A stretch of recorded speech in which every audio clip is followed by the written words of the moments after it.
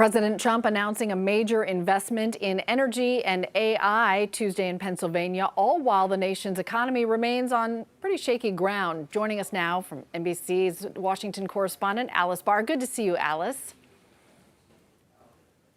Hi there, Cheryl. Good morning. Sounds like the president banking a lot on these investments being a pretty big financial boost. What's behind that push? Yeah, so President Trump has been making various deals since coming into office. If you'll remember, not too long ago, he had that Middle East travel where he came back declaring a lot of new investment from some of those foreign leaders that he was meeting with. And then he's also been working to persuade more companies to just set up shop here in the U.S. He says that that is his reasoning for the tariffs, that he wants to bring more manufacturing back to the U.S. And so the announcement that came just yesterday was about energy infrastructure. He said it was going to be $56 billion in new energy infrastructure and more than $36 billion in new data center projects that were moving into Pennsylvania, making an emphasis certainly on technology, on energy, on AI with some of these investments. And so he is pointing to that kind of win as a counterbalance to concerns that are being raised about how tariffs may increase prices because the companies that are having to bring in their imports are then, in some cases, passing those costs along to the consumer. His long-term goal is to have more manufacturing based here in the U.S. And so the more that he can show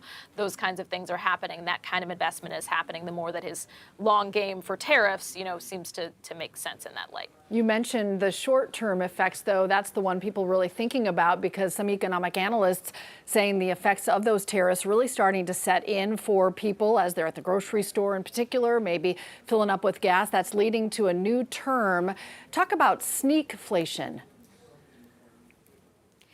Yeah, this is another one you may remember, shrinkflation. Anything that you can give a little catchy term to is certainly going to, have legs. But in this case, the idea being that companies are trying to find more subtle ways to pass on their increased costs without actually changing the list price because that hurts the company. They don't want to have to show that they're increasing costs.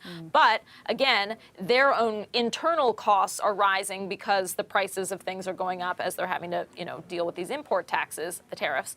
So there are tactics like lowering the quality of the product itself, shortening return windows, and ending free shipping. Those are the kinds of things to watch out for that could be making the product more affordable without you actually having the sticker shock of seeing it, listed very clearly on the item. That's tough. We sure get used to free shipping real quickly. So real quick before I let you go, Alice, shifting gears, the Senate overnight advanced a bill to claw back billions in foreign aid and public broadcast funding. What can you tell us about that?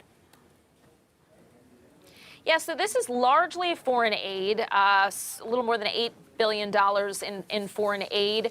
And then the remainder, it's about $9 billion total, is for public broadcasting. So it's interesting, kind of the bedfellows that have come together on this, because there are a number of Republicans, along with Democrats, that are opposed to certainly the foreign aid funding. In particular, there was funding that was taken out of this that was specifically for AIDS funding, PEPFAR, something that President George W. Bush had really promoted and something that's been bipartisan over the years. So that was removed in order to move this bill forward, which takes that money back. It's money that was already passed, appropriated, and President Trump does not want it to be spent on these things. So that's the federal aid. And then for the public broadcast funding, he has said for some time that he doesn't want funding to go to NPR and to go to PBS anymore.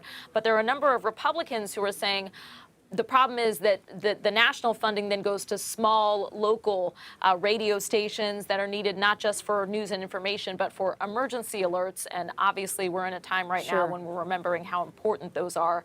So this was a procedural step. It's not all said and done yet, but interesting to see it advance nonetheless. All right, we'll have to another thing we need to watch, and we always appreciate the update. Alice Barr in Washington, thanks a lot.